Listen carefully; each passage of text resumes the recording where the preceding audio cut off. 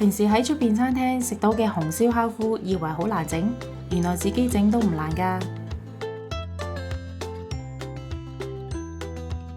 烤麩用水浸泡大概10至20分鐘，揸乾水分後切細件。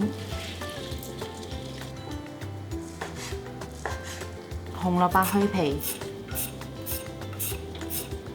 切細件，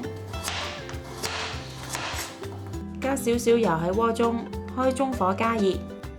落烤麩前再揸乾水分，用中細火炸到表面呈金黃酥脆，撈起瀝乾油份，加少少油喺鍋中，先爆香薑片同葱段，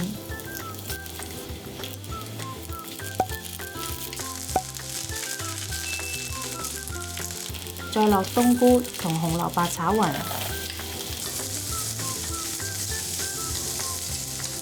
加入烤麩拌炒，落生抽、糖、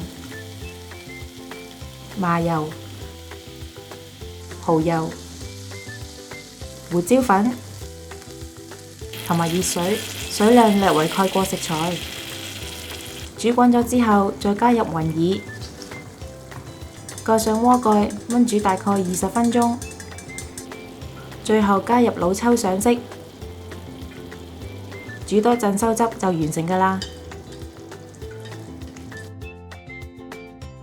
鍾意我哋條影片嘅朋友可以 like、subscribe、share， 同埋記得撳着個鐘仔，可以第一時間收到我哋嘅最新資訊同埋影片。